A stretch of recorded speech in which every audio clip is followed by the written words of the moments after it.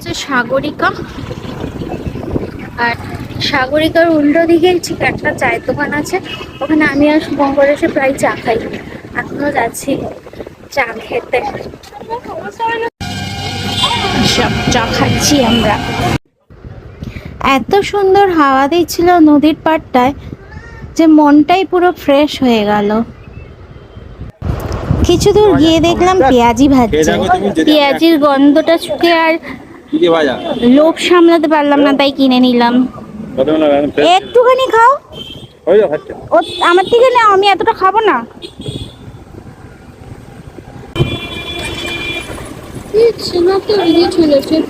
গরম পেঁয়াজি, বেশি পেঁয়াজি করবে না আমার সাথে করে দেওয়া। হরিদাসের বুলবুল ভাজা টাটকা তাজা খেতে মজা। হরিদাসের বুলবুল ভাজা। এটা হচ্ছে ডায়মন্ড হারবারের মুক্তাঙ্গন।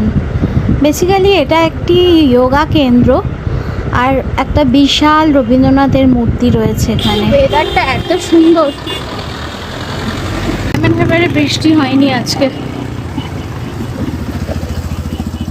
মেঘলা করে আছে কিন্তু শুকনো, প্রচুর হাওয়া দিচ্ছে। আমরা এবার মাছের বাজারের দিকে চলছি, তো দেখি কি মাছ পাই। ইলিশ মাছ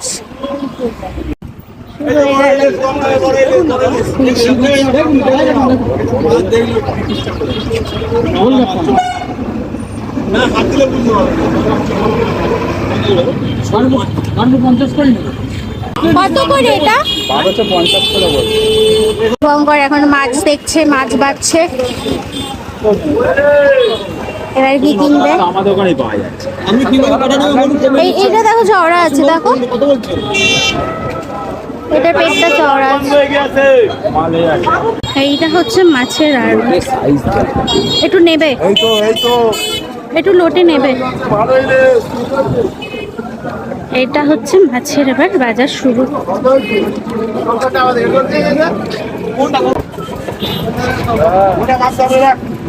ছোট মাছও আছে এখানে। এখানে কত করে দাম?